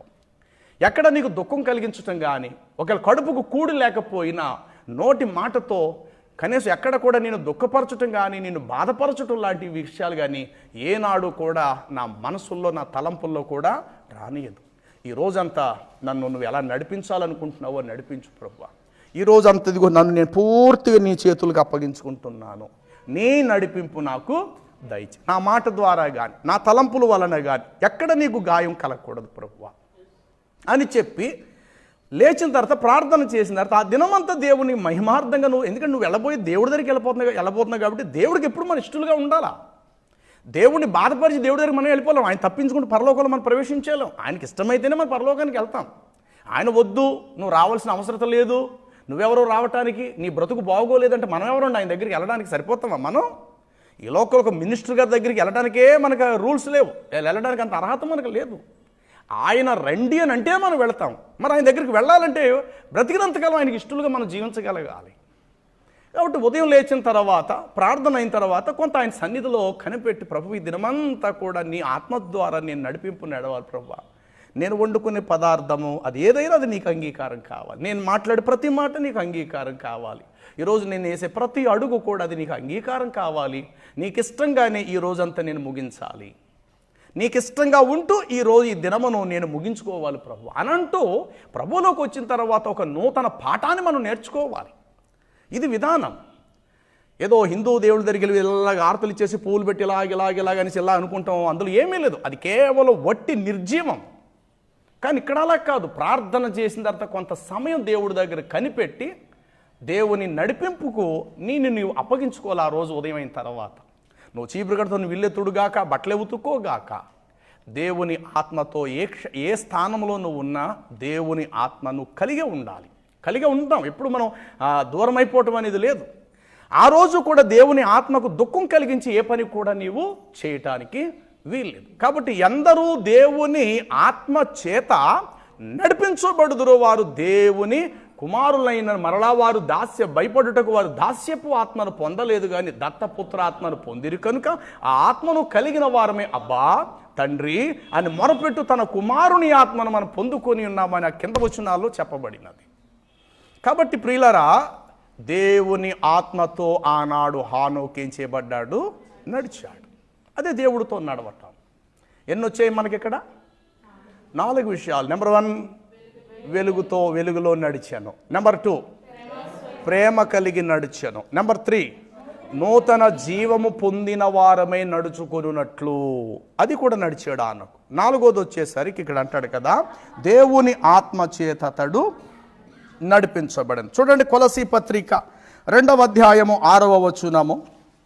కొలసీ, కావున మీరు ప్రభువైన క్రీస్తు యేసును అంగీకరించిన విధముగా ఆయన యందు వేరుపారిన వారై ఇంటి వలె కట్టబడుచు మీరు నేర్చుకునిన ప్రకారముగా విశ్వాసమందు స్థిరపరచబడుచు కృతజ్ఞతాస్తుతులు చెల్లించుచు చెల్లించుట యందు విస్తరించి ఆయన యందు ఉండి, ఆయన యందుండి నడుచుకొనుడి. చెప్పండి, ఎవరు యందుండి నడుచుకొనుడి? ప్రభు అంటాడు, నా యందు మీరును అలాగే మీ యందు నా మాటలను నిలిపి ఉన్న ఎడల మీకు ఏది ఇష్టమో దాన్ని మీరు అడుగుడి. తీగ ద్రాక్షావల్లిలో నిలిచుంటేనే కానీ తనంతడు తాను ఎలా ఫలించదు, అలాగే నా యందు మీరు నిలిచి ఉంటేనే కానీ మీరు ఫలింపరు. కాబట్టి ఎప్పుడు కూడా హానోకు ప్రభువుని తన ముందు పెట్టుకునేవాడు. ఇది నా యందు ఉండి అనే మాటకు అర్థం ఏంటంటే, ముందు ప్రభువుని పెట్టాలా, ప్రభు వెనకతలో మనం ఉండాలి. కొన్ని సందర్భాలు ప్రభువుని వెనక పెడతాము, మన మాటలు ముందు పెట్టుకుంటాం, మన ఉద్దేశాలు ముందు పెడతాము, మన ఉద్దేశాలను ముందు పెట్టి అప్పుడు అంటాం, ప్రభువా ఇగో నేను అనుకున్నా కదా వీటన్ని నువ్వు సహాయం చేయి అంటాం. చాలా తప్పది. వాక్య సత్యం లేని వాళ్ళు ఇలాంటి అజ్ఞాన పనులు చేస్తారు. అన్ని పనులు నువ్వు చేసేసుకొని ఫైనల్గా ప్రభువా ఇది మరి మేము అనుకున్నాం కదా ఇప్పటి వరకు, ఇవన్నీ కూడా నువ్వు నెరవేర్చు ప్రభువా అని అంటారు. తప్పు. అసలు నువ్వు ఏది మొదలు పెట్టక ముందే ప్రారంభంలో ఆయన ముందు పెట్టు. ప్రభువా ఈ విషయంలో నేనేం చేయాలనేది మీరు మధ్యవర్తిగా ఉండి, మీరు గైడెన్స్, మీరు ఆలోచన ఇచ్చి నీ చిత్త ప్రకారంగా ఈ కార్యము సఫలమా విఫలమా మాకు తెలీదు, మేము అవుననము కాదనము. మనకేదో సంబంధం నచ్చేసిందని చెప్పేసి, కుర్రడు ఒకడేనట, కోట్ల రూపాయలు ఆస్తున్నదట, ఎర్రగా బుర్రగా ఉన్నాడట, మనకేదో నచ్చేసింది. కానీ అది ప్రభువుకు నచ్చిందో లేదో మనకు తెలియదే. భార్య అంటుంది, అబ్బా చాలా బాగున్నాడండి, అందరికి నచ్చేసాడు. ఇక అందరూ ఒక ఉద్దేశానికి వచ్చి ఇప్పుడు ప్రార్థన చేస్తారు, దయగల తండ్రి మాకు నచ్చేసింది, ప్రభువా దయచేసి ఈ కార్యాన్ని ఏం చేయండి, మీరు సఫలము చేసేయండి. కనీసం దేవుడిని అడిగావా, ప్రభువా ఇది యోగ్యమైనదా అయోగ్యమైనదా, ఇది నీకు అంగీకారమా కాదా, లేక నా బిడ్డకు ఇంకో చోట ఎక్కడైనా దాచుంచావా? మరి అడుక్కోవాలి కదా దేవుని బిడ్డలు. ఆయన మనకు తండ్రి అన్నాక ఆయనతో చెప్పుకోవాలి కదా. ఇలాంటి చాలామంది చేయరు ప్రియులారా. వాళ్ళకి నచ్చేస్తుంది ముందు, వాళ్ళకి అంగీకారం అయిపోతుంది, వారి కన్నులకు బాగుంటుంది, వినటానికి చెవులకు బాగుంటాయి. వాళ్ళ ఆస్తిపాస్తులన్నీ కూడా, వాళ్ళ ఇంట్లో ఉన్న బంగారాలు, వారికి ఉన్న భూములు, ఎకరాల భూములు అన్నీ కలిపి అయ్యో మన బిడ్డను పెళ్లి చేసుకోవడానికి వచ్చేస్తున్నారట, అయ్యి బాబు ఇంకేముంది, బాబు ఇంకేముంది, గొప్ప సంబంధం దేవుడు ఇచ్చేస్తున్నాడని మనం అనుకుంటాం. పైన దేవుడు అంటాడు, రా బాయ్ నాకైతే ఇష్టం లేదురా అంటాడంతే. కానీ అడుగుతున్నారు కాబట్టి మీకు ఇష్టం మీరు చేసేసుకోండి, ఇందులో నన్ను తలదోర్చేళ్ళది నా చేయకండి, నేను దూరంగా ఉంటాను అంటాడు దేవుడు. పెళ్ళిళ్ళు అవుతాయి, ఆ తర్వాత అసమాధానం ఎదురవుతుంది, పరిస్థితులు తారుమారైపోతాయి ప్రియులారా. అందుకు దేవుని బిడ్డలో అది చిన్నదైనా పెద్దదైనా ప్రప్రథమగా నువ్వు ఎవరిని ముందు పెట్టాలట? నీ ప్రభువును నువ్వు ముందు పెట్టు. అదే మాట ఇక్కడ చేశాడు హానోకు. ఆయన యందుండి నడుచుకునుడి. ఎవరి యందుండి? లోకమందుండి కాదు. ఎవడో ఒక అధికారిని ముందు పెట్టుకొని కాదు గాక, డబ్బును నువ్వు ముందు పెట్టుకుని నడవటం గాక, నీ అధికారం నీ సామర్థ్యతలను ముందు పెట్టుకొని నువ్వు నడవటం కాదు గాక, సాక్షాత్తు నీ ప్రభువే, ఇదిగో యెహోవా నా కాపరి. కాబట్టి ఆయన ముందు ఉంటాడు, ఆయనకు వెనకాతల గొర్రెలుగా మేము ఉంటాం. మాకు ముందు ఆయన కాపరి, ఆత్మల కాపరి, ఆయన ముందు మేము పెట్టుకుంటాం. పౌలు అంటాడు, నాకు వెనక లోకము, నాకు ముందు సిలువను పెట్టుకొని ప్రయాణం చేస్తా. నా వెనకున్నవన్నీ మరచి ముందున్న వాటి కొరకు నేను వేగురముగా పరిగెడి గురి యొద్దకే పరిగెడుచున్నాను. ప్రభువే నాకు గురి, ఆయననే నేను ముందు పెట్టుకొని ఉన్నాను. ఎప్పుడైనా ముందు పెట్టావా దేవుణ్ణి? ఇంకా నువ్వు ప్రయాణం చేయకముందే, ఆ కార్యం ఇంకా తలపెట్టక ముందే ముందు ప్రభువు దగ్గర నువ్వు చేరుకోవాలి. కుటుంబంగా చేరుకొని ప్రభువు ఇదిగో సంబంధం అని వస్తున్నారు, మరి నీకు అంగీకారం అయితే ఆ మార్గం సరళం చేయి, కాని పక్షంగా అంతటితో దాన్ని విరమించేసుకుంటాం. ప్రభు నీకు ఇష్టమైనదే మాకు అంగీకారంగా దయచే ప్రభు అని దేవుని బిడ్డలు కోరుకోవాలా. అది ఆఖరికి ఒక జానుడు స్థలం నువ్వు కొంటున్నావన్నా అది కూడా దేవుడికి అంగీకారం అవ్వాలి. ఏదైనా మార్కెట్లోకి వెళ్ళి ఒక బట్ట నువ్వు కొనుక్కోబోతున్నావు అని అంటే నీకు ఏదో నచ్చేసిందని నువ్వు కొనేసుకోవటం కాదు, అక్కడ కూడా నీకు కొంత ఆత్మ ప్రేరేపణ కలగాలి. ప్రభువా ఇదిగో వాళ్ళు ఏదో మంచి జత బట్టలు తీసుకోమని నన్ను ఇక్కడ తీసుకొచ్చారు ప్రభువా, నాకైతే తీసుకోవాలని లేదు, నాకు చాలా ఉన్నాయి, కానీ వారి అభిమానాన్ని కాదనక సంఘ బిడ్డలు లేకపోతే ఒక గొప్పవారు నన్ను రమ్మన్నారు, కాదనలేక నేను ఇక్కడికి వచ్చాను, నీకు అంగీకారమైన వస్త్రమే నాకు ఇవ్వండి ప్రభువా. ఎంతమంది ఆ విధంగా దేవుని మీదే భారం వేసి, అది ఖరీదు తక్కువైందైనా కావచ్చు, ప్రభు అంటాడు అక్కడితో ఆగిపో, తీక ఆ మధ్యలో ఉన్నదే దాన్ని నువ్వు తీసుకో అని అన్నాడు. దాన్ని మనం తీసుకోవాలి అంతే తప్ప అక్కడ ఏది ఖరీదైంది బాగా కాస్ట్ ఉన్నది అన్న దాని మీదకి దయచేసి ఏనాడు దేవుని బిడ్డలు మన మనసును కేంద్రీకరించవద్దు. అవతల వాళ్ళు అనొచ్చు, ఇదేంటి సార్, అయ్యో మీరు బొత్తిగా 500 రూపాయలు తీసుకుంటున్నారు, అబ్బాయి అయ్యో కుదరు కనీసం ఎంత లేదా మీరు 10,000 రూపాయలు చీరన్న తీసుకోవాలమ్మా, అయ్యి బాబాయ్ బొత్తిగా మీరు 500 రూపాయలు తీసుకోమ్మా, నాకు ఇక్కడ ఇదే ప్రేరేపణ కలిగిందిరా తల్లి, యథార్థంగా చెప్తున్నాను ప్రభు నాకు ఇదే తీసుకోమని, నాకు ఇది చాలురా తల్లి అని చెప్పి ఎప్పుడు తగ్గు వాటి అందే మనము మనసు పెట్టాలి. హెచ్చు వాటి అంది ఎప్పుడు కూడా నీవు మనసు పెట్టవద్దు. తగ్గు వాటి ఆనతలో అనొచ్చు, ఏమో మేము కొనలేమనుకుంటున్నావా, మేము ఇవ్వలేము, అమ్మా లేదురా ఆ రూపాయి డబ్బుల్ని దేవుని పనిలో మరో రూపంగా ఉపయోగించండి గాక, ఇది నాకు సరిపోతుంది, నా వస్త్రం ఈ వస్త్రము నా శరీరాన్ని కప్పుకోవడం సరిపోదు, ప్రభు నాకు ఇచ్చిన ప్రేరేపణ అంతటితో చాలురా తల్లి అని చెప్పి తగ్గు వాటి అంది ఎప్పుడు కూడా ఏం చేయాలట, మనము మనసు పెట్టాలి. ఆడే డబ్బే కదా పోయేది, మన డబ్బా ఏంటి, రమ్మన్నాడు కదా వెళదామో, పెద్ద షాపింగ్ మాల్కి వెళ్ళిపోదాము, దెమ్మ తిరిగిపోవాలా, 1,00,000 రూపాయలు పెట్టి కొనేద్దాం అనేసి అలాంటి దరిద్రపు మైండ్ ఎప్పుడు కూడా ఎవరికి, అది నీ డబ్బు అయినా వాళ్ళ డబ్బు అయినా డబ్బే, ఏది కూడా వ్యర్థంగా పోవటానికి కొన్ని సందర్భాల్లో మన డబ్బు అనేటప్పుడు జాగ్రత్తలు వస్తాయి, ఎదటివాడు డబ్బు అనేటప్పుడు నాకెందుకులే ఆడుకు ఉంది కదా అన్నట్టు ఫీల్ అవుతారు. అక్కడ వాడు డబ్బా నా డబ్బా ఇది కూర్చుని కాదు, ఏదైనా సరే దేవుని నడిపింపుతో నడిపించబడుతూ దేవుని ఆత్మ సహాయాన్ని ఆలోచిస్తూ ఆయన యందుండి మనం ఏం చేయాలట, నడుచుకోవాలి. కాబట్టి ఇక్కడ హానోకు నడిచను అంటే ప్రేమ కలిగి వెలుగు కలిగి ఆ నూతన జీవం పొందిన వాడై, ఆ తర్వాత ఆత్మచేత నడిపించబడిన వాడే, తర్వాత ఆయన యందుండి నడుచుకున్నాడు. ఇన్ని మంచి లక్షణాలు ఇక్కడ ఆ యొక్క హానోకు జీవితంలో మనం చూస్తున్నాం. చూడండి గలతీ పత్రిక 5వ అధ్యాయము 16వ వచనాన్ని చదువుదాము. నేను చెప్పున్నదేమనగా ఆత్మానుసారంగా మీరు ఓకే ఎలా నడుచుకోనుడి, శరీరానుసారంగా నడవక, వెంటనే టెంపర్గా రెచ్చిపోవటం, ఒకేసారి హఠాత్తుగా బీపీ తెచ్చేస్తున్నట్లు చేయబాక, ఆలోచించు. సమాధానం పడటానికి చాలా వరకు నువ్వు ప్రయత్నం చేయి, అది ఎవరి సమస్య అయినా కావచ్చు. కొన్ని సందర్భాల్లో అవతల వాళ్ళది తప్పు ఉంటుంది, మనోడు తప్పు లేకపోవచ్చు, అలాగని చెప్పి అవతల వాళ్ళ మీద కూడా మనం మరొక విధంగా మనం ఫీల్ అయిపోవద్దు. సమాధాన పడడానికే మీరు ప్రయత్నం చేయండి, ఆత్మానుసారంగా మీరు నడుచుకోండి, అప్పుడు శరీర కార్యములు మీరు నెరవేర్చక ఉందురు. ఆత్మ శరీరమునకు శరీరము ఆత్మకు అది ఒకదానికి ఒకటి విరోధమునై ఉన్నది అని కింద వచ్చిన దానిలో మనం చూస్తాం గలతీ పత్రికలో.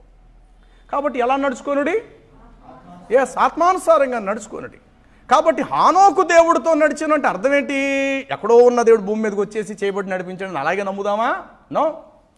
ఈ లక్షణాలు కలిగి హానోకు నడిచాను కాబట్టి హానోకు దేవుడితో నడిచాను. ఇప్పుడు ఎందరైతే ఈ విధమైన నడవడికలో నడుస్తారో వారందరూ కూడా హానోకు వంటి వారు అవుతారు. దేవునికి స్తోత్రం.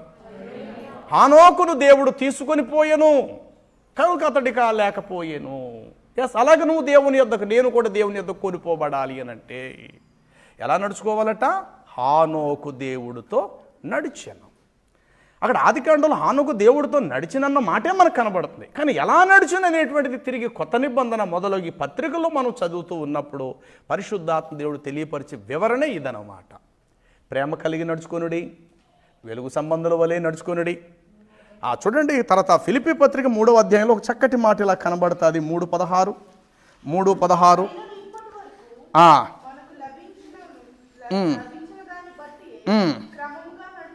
ఎలా నడుచుకుందాము? క్రమముగా నడుచుకుందాము. ఆ కింద వచనంలో మాట అంటాడు, ఆ సహోదరుల మీరు నన్ను పోలి నడుచుకోండి, నేను మీకు ఏమై ఉన్నాను? మాదిరి అయ్యున్న ప్రకారము నడుచుకొని వారిని గురిపెట్టి చూడండి. మీరు నడవండి, అలా నడుస్తున్నారా లేదా అనేది ఇతరులను కూడా మీరు చూడండి. మీరు నడవండి, ఇతరులను కూడా మీరు నడిపించండి అనంటూ ఏమంటాడు ఇక్కడ 16వ వచనములో? క్రమముగా. చెప్పండి, ఎలా నడుచుకునుడి? ఎస్, క్రమముగా పడుతున్నాయా నీ అడుగులు? అక్రమముగా పడుతున్నాయా మన పాదాలు? క్రమము దేవుడు ఇష్టపడేది, అక్రమము దుష్టుడు ఇష్టపడేది. క్రమము దేవునికి అంగీకారం, అక్రమము లోకానికి ఇష్టం. ప్రభువు అంటాడు, అక్రమము విస్తరించుట చేతనే అనేకుల ప్రేమ చల్లారిపోయిందని ప్రభువు మత్తయి సువార్తలో మనం చూస్తాం. 24వ అధ్యాయం 11వ వచనం అనుకుంటా, చూడండి ఆ మాట ఉంటుంది. 24వ అధ్యాయం 11వ వచనమా లేక అక్రమము విస్తరించుట చేత అనేకుల ప్రేమ. కాబట్టి ఇక్కడ పౌలు భక్తుడి ద్వారా పరిశుద్ధాత్ముడు ఏం తెలియపరిచాడు? క్రమముగా నడుచు. అంటే హానోకు ఎలా నడుచుకున్నాడు? కాబట్టి దేవుడితో నడిచాను. క్రమం అనేది దేవుడికి సంబంధించింది, అక్రమం అనేది దయ్యానికి సంబంధించింది. నీ వస్తువు క్రమము, నీది కాని వస్తువు అక్రమం. నీ సొంతమైన వస్తువు మీద నీకు అధికారం ఉంది, నీ సొంతము కాని వస్తువు మీద నీకేం లేదు, అధికారము లేదు. కాబట్టి నీది కాని వస్తువుని ఎప్పుడు కూడా నువ్వేం చేయవద్దు, ఆశించవద్దు. నీ సొంతమైనది నువ్వు తీసుకోవటంలో తప్పు లేదు, నీ సొంతమైన దానితో నువ్వు ఉండటంలో తప్పు లేదు, నువ్వు సొంతమైనది కలిగిన దానితో నువ్వు తృప్తిపరచడం తప్పు లేదు. అది క్రమము క్రమము క్రమము. నీది కాని దానిలో చేయి దూర్చినా, తలదూర్చినా, అడుగు వేసినా అదేమైపోద్దటండి? అక్రమం. కొందరు గొడవల మధ్యలోకి వెళ్ళి సమస్యలను రేపుతూ ఉంటుంటారన్నమాట. నీది కానిది, తనకు పట్టని జగడమునకు రేగువాడు దాటిపోవు కుక్క చెవులు పట్టుకొని లాగువాడితో సమానమని చెప్పి సామెతలో మనం చదువుతాం. నీకు సంబంధం లేని దాంతో. కాబట్టి నీ పొరుగువాణిది ఏది కూడా నీవు ఆశించకు. నీ పొరుగువాడి భార్య అయినా, అతని గొర్రెైనా, గాడిదైనా, ఎద్దైనా, నీ పొరుగువాని దగు ఏది దీయుడు కూడా నీవేం చేయొద్దు, ఆశించవద్దు. నీది ఆశించటం క్రమము, నీది కానిది నువ్వు ఆశించటం ఏంటది? అక్రమము. కాబట్టి ఇది గుర్తించాలి. నా వస్తువు ఏది? నాది నాదే కావాలి, నాది కానిది నాకొద్దు. నాది మాత్రమే నా చేతితో పడి, నాది కానిది నాకెందుకు? నేను సంపాదించలేని దానికోసం నేనెందుకు పరుగులాడాలి? తాను పెట్టని గుడ్లకు పొదుగులాడు కౌసు పెట్టేదో సందర్భంలో యెషయా గ్రంథంలో మనం చూస్తాం. తనకు సంబంధం, తాను పెట్టని గుడ్లను పొదిగేటువంటి వారు కొంతమంది. అలాగే నీకు సంబంధం లేని వస్తువు, కొంతమంది ఇళ్లలోకి వెళ్తారు, నచ్చిన వస్తువు తీసుకొచ్చి బ్యాగుల్లో వేసేసుకుని ఉంటారు. వాళ్ళకి నచ్చిందని చెప్తే అది తెచ్చేసి జల్లో పెట్టేసుకుని ఉంటారు. ఆఖరికి రోడ్డు మీద ఉన్న ఒక పువ్వైనా తెంపి నీ జల్లో పెట్టుకోవడానికి నీకు అధికారము లేదు. దానికి నీరు పోసావా? నువ్వేమైనా దానికైనా కాపుదలు ఇచ్చావా? ఆ పుష్పం గొయ్యి తీసినప్పుడు ఎప్పుడైనా విత్తనం విత్తావా? నీరు పోసేవా? అది నీది కాదే. కొనుక్కో. మార్కెట్లో అమ్మేవాడు డబ్బులు కమ్ముతున్నాడు కాబట్టి నువ్వు కొనుక్కొని తల్లో పెట్టుకోవటంలో అది క్రమం. అది పక్కల దొడ్డు బాగుందని చెప్పి పిల్లల్ని పంపేసి గోడ దూకించి డైలీ నేసి పువ్వులు తీసుకొచ్చి పెట్టేయడం ఇదేంటండి? మరి దరిద్రం కొంతమంది పూజ చేస్తుంటారు. ఆడు పొద్దున్న 4 గంటల వాడు చెట్టు అన్ని గోహెత్తడీడు. ఆడు చెప్పాడు, పైన ఉన్నవాడు చెప్పాడికి, వాడు పక్కడు దొడ్లోకి వెళ్ళి పూలు కోసి తీసుకొచ్చి నా దగ్గర పెట్టారా, నేను ఈ ప్రార్థన వింటానంటాడా? మళ్ళీ ఇది పెద్ద నీతిమంతుల్లాగా తడి స్నానం చేసి ఒక టవల్ కట్టేసుకొని తెల్లవారు 4 గంటలకు వెళ్ళిపోయి తెంపెత్తనుంటారు. ఒక పక్కన ఆడవాళ్ళు అదే పని, మగోళ్ళు కూడా అదే పని. చెట్టేసుకుని ఆడు కొంప కోసం అది. నువ్వెవడో పీకేయడానికి నీకేం అధికారం ఉంది? మార్కెట్ పోయి కొనుక్కోవచ్చు కదా. అంటే ఈ దొంగ బుద్ధి, దొంగ స్వభావంతో భగవంతుని ఆరాధించటమే అది ఎంతవరకు సబబు, అది ఎంతవరకు న్యాయం? అది తనది కాని వస్తువు కదా అది. ఏ రోజు దానికి నువ్వు నీరు పోయిలా, ఏ రోజు దానికి విత్తనం నువ్వు విత్తలా, ఏ రోజు దాని మీద పిచ్చికారు చేసి నువ్వు మందు కొట్టలేదు. పక్కోడు చేసుకున్నాడు అది. పొద్దున్న వెళ్ళి పిండి గారండి పూజకండి 4 పువ్వులు కావాలండి. కొంతమంది అడిగి తెంపుకుంటారు, కొంతమంది అసలు అది కూడా అడగకుండా చేస్తారు. కాబట్టి దేవుని బిడ్డలం ప్రతి విషయంలో కూడా ఆచితూచి మనం అడుగు వేయాలి. మనది కాని దానిలో మనకు జోక్యం చేయొద్దు. ఒకవేళ వస్తువు అంటే బ్రదర్ ఈ వస్తువు నన్ను తీసుకోమంటారు, పేపర్ నన్ను తీసుకోమంటారా బ్రదర్? ఆ చిన్న విషయంలో కూడా మనము బాధ్యత గలవారిగా మనం వ్యవహరించాలి. తద్వారా మన వెలుగు లోకములో ప్రకాశించగలుగుతుంది. కాబట్టి ప్రియులారు, ఇక్కడ చెప్పబడినటువంటి మాట, ఈ మాటలోని అర్థం ఏంటంటే అక్రమముగా నడుచుకొనకండి. మరి ఎలా నడుచుకొనుడి? క్రమముగా మనము నడుచుకొందుము. కాబట్టి అపోస్తలుడైన పౌలు క్రమముగా నడుచుకున్నాడు. అలాగే ఆనాడు హానోకు కూడా క్రమముగా నడుచుకున్నాడు. మనం కష్టపడుతున్న దానికి ఎంత ధనము ఆ పనికి తీరు కలుగుతుందో అంతే మనం ఆశించాలి. అతికి మించి మనం ఆశించవద్దు. ఆ వస్తువు ఇంతే అన్నప్పుడు ఆ వస్తువుకు ధర సంబంధించినట్లుగానే కష్టార్జితం కూడా మనం అంతే తీసుకోవాలి. అందుకే అన్యాయంగా వచ్చిన సిరట నిలబడదట ప్రియులారు. ఏదో రూపంలో మళ్ళీ ఖర్చు అయిపోద్ది. వాడు ఎవరినో మోసం తెచ్చి ఇంట్లో పెడతాడు, బీరువా నేను అమ్మయ్యా అనుకుంటాడు. మరుసటి రోజు ఇంట్లో పిల్లడికి ఏదో యాక్సిడెంట్ అవుతుంది. ఆ ఇంట్లో దాచిన ఆ డబ్బు, అంతకుముందు దాచిన డబ్బు మొత్తం తీసుకెళ్ళి హాస్పిటల్లో పెట్టాలి. అయ్యో నిన్నే తీసుకొచ్చి 50,000 రూపాయలు బ్యాంకులో యొక్క బీరువాలో పెట్టానే, తెల్లారేసరికి 50,000తో పాటు ఇంకో 25,000 నాకు కష్టార్జితం కూడా పోయింది. అందుకే కష్టజీవులు కొద్దిగా తినినా ఎక్కువగా తినినా వారు ఏం చేస్తారు? సుఖనిద్ర. నీ వస్తువు ఎప్పుడు నీతో ఉంటుంది ప్రియులారా. నీది కాని వస్తువు నువ్వు ఆశించావా అధికంగా, రెక్కలు ధరించిన పక్షి వలెది ఎగిరిపోవటం అనేది ఖాయం. కాబట్టి మనం పనిచేసినప్పుడు కూడా క్రమముగా ఉండాలి. మనకు ఎంత న్యాయమో, ఎంత డబ్బులు తీసుకోవాలి ఈ పనికి అంతే మనం తీసుకోవాలి తప్ప ఏదో ఇచ్చేస్తాడు కదా వాడి దగ్గర బాగా డబ్బులు ఉన్నాయి కదని చెప్పి అన్యాయంగా మనం ఆశించడం అనేది కరెక్ట్ కాదు. ఎందుకంటే పైన దేవుడు మనం చూస్తున్నాడు, మన ఆయన బిడ్డలమై ఉన్నాం. కాబట్టి ప్రభువులోకి వచ్చిన తర్వాత మన తీరు, మన విధానాలు అన్నీ కూడా మారిపోవాలి. అన్ని పరిస్థితులు మారిపోవాలి. ఒకడు ఉన్నట్టు రూపాయి వస్తువుని వాడు 50 రూపాయలకు అమ్ముతుంటుంటాడు ప్రియులారా. అది కూడా కరెక్ట్ కాదు.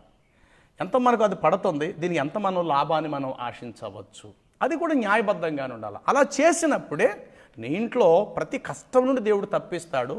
10,000 రూపాయలు ఖర్చు అవ్వాల్సిన చోట దేవుడు రూపాయితో మాత్రమే సరిచేసేలా దేవుడు చేస్తాడు. అప్పుడు 9,900 రూపాయలు మనకు మిగిలినట్టే కదా. కొన్ని సందర్భాలు ఏదో తొందరపడి ఆశించి తెచ్చి ఇంట్లో మనం పెడతాము, చిన్న దెబ్బ తగులుతుంది, స్కానింగ్ అంటారు, ఇదేదో సీరియస్గా ఉన్నది, ఆపరేషన్ పడుతుంది, 1,00,000 రూపాయలు అవుతుంది అంటాడు, అంతే మన పని అయిపోయింది.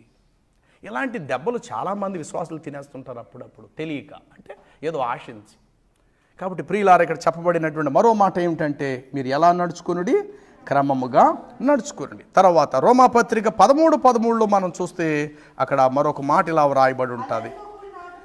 అల్లరితో కూడిన ఆటపాటలైనా మత్తు అయినను లేకయు, ఆ కామపు విలాసములైనను పోకిరీ చేష్టలైనను లేక పగటి యందు మనం నడుచుకున్నట్లు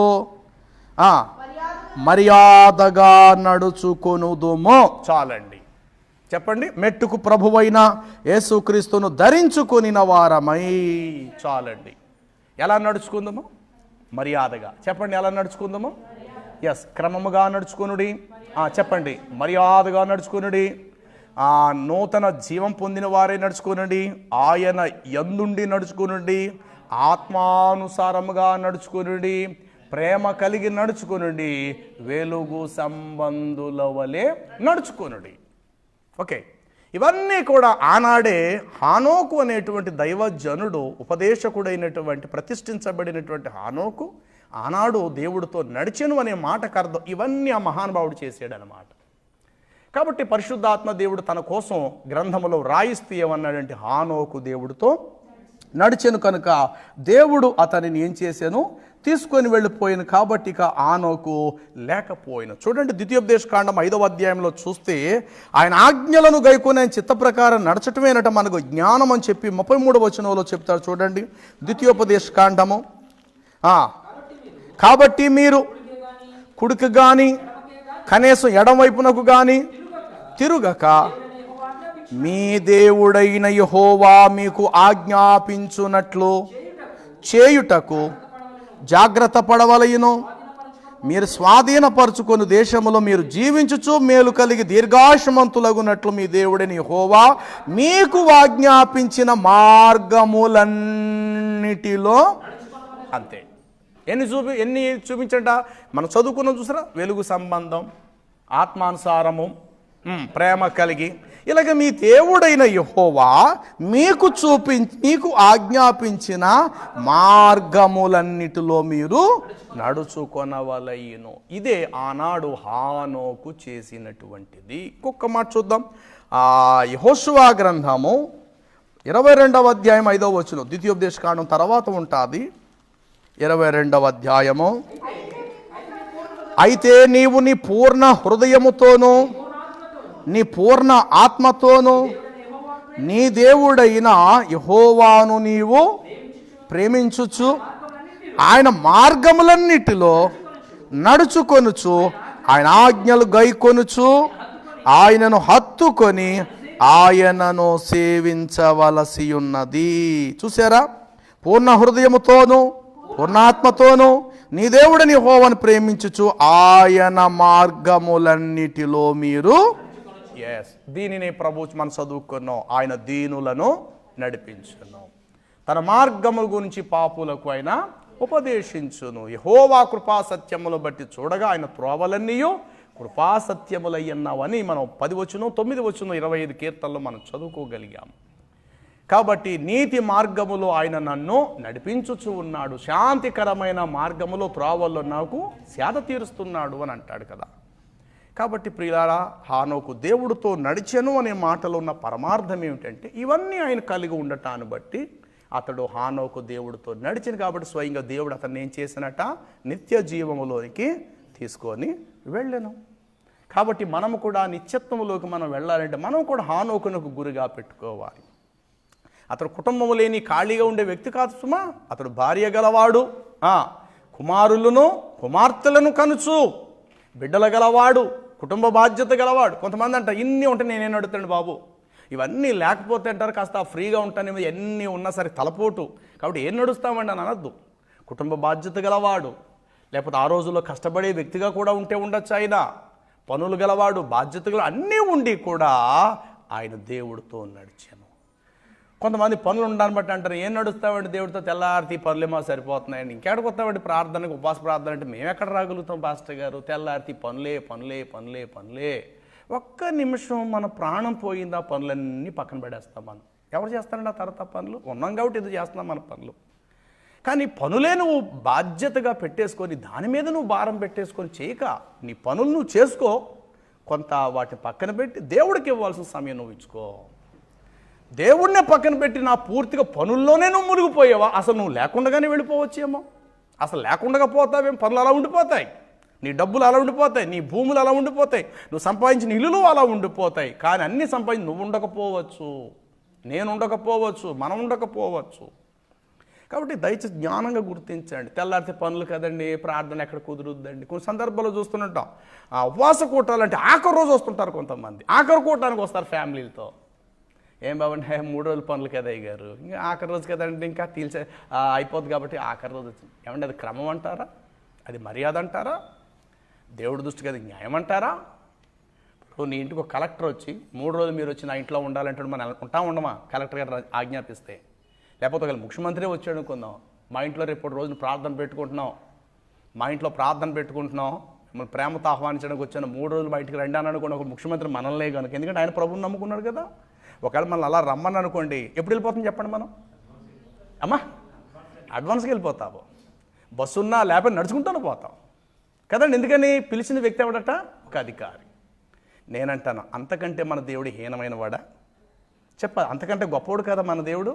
మరి ఆయన ఏర్పాటు చేసి నా సన్నిధిలో మీరు కనబడండి. పెండ్లు కుమార్తె తన అంతఃపురములో నుండి, పెండ్లు కుమారుడు తన గదిలో నుండి దిగి రావాలి. స్తన్యం ఇచ్చే స్త్రీలారా, పాలిచ్చు తల్లులారా, మీరు కూడా నా సన్నిధిలో కనబడండి అని అంటే 3 రోజుల కోటాల్లో ఆఖరి రోజు ఫుల్ అయిపోద్దండి.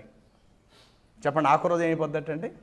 ఇలాంటివి చేయటం వల్ల కూడా చాలా వరకు దేవుని దృష్టిలో మనం దోషులుగా మిగిలిపోతాం. ప్రియులారా, ప్రారంభము నుండి చివరి వరకు ఆయన సన్నిధిలో కనిపెట్టు, ఇది నీకు దీవెనకరం. నీ పనులు పక్కన పెట్టు, సంవత్సరం అంతా పనులు చేసుకుంటావు కదా. ఎప్పుడైనా ఇలాంటి అవకాశం వస్తే, దేవా నాకు ఎంత గొప్ప భాగ్యం, నాకు విశ్రాంతిని ఇచ్చేవా, ఈరోజు పనులు నాయి కాదా, ఈరోజు సెల్ ఫోన్ కూడా గడేస్తాను ప్రభా, ఈ 3 రోజులు సెల్ ఫోన్ అంటే కూడా నాకు తెలియదు ప్రభా, మీ సన్నిధిలో నా కుటుంబంతో నేను గడుపుతాను ప్రభా. ఇలాంటి విధేయత నువ్వు కలిగినప్పుడు రేపొద్దున కష్టంలో దేవుడికి నువ్వు మొరపెట్టినప్పుడట వెంటనే నేను ఉన్నాను అని చెప్పి దేవుడు నీకు ఉత్తరం ఇస్తాడు. ఆయన ఎదుట మన ప్రవర్తన, మన నడవడిక న్యాయంగా కనబడలేనప్పుడు ప్రియులారా సమస్యల పాలైపోతాం, ఇబ్బందులకు గురైపోతాం, ప్రతికూల పరిస్థితులు వాటిల్లుతాయి, మోయలేని బరువులు వచ్చి మన గుండెల మీద పడతాయి. రూపాయి వంతు సహాయం చేయవలసిన దేవుడట 10% సహాయం చేసి 90% బరువు నీ మీదే ఉంచుతాడు. ఎందుకంటే ముందు మునుపు ఆయన ఎదుట మనం సరిగ్గా లేం కాబట్టి. మనం కరెక్ట్ అయిన త్రోవల్లో ఉండి ఆయన మార్గంలో మనం నడిచినప్పుడు, నువ్వు పిలవాలేక నాకు మొరపెట్టినప్పుడు నేను ఉన్నాను అని చెప్పి నేను వాడికి ఏమి ఇచ్చేదనో, ఉత్తరం ఇచ్చేదనో, స్వస్థత నీకు శీఘ్రముగా కలుగును అని చెప్పి యెషయాలో మనం చదువుతున్నాం ప్రియులారా. కాబట్టి హానోకు దేవుడితో నడిచినట్లు మన జీవితాలు కూడా అలా నడవటానికి మనము కూడా సిద్ధపడదాం.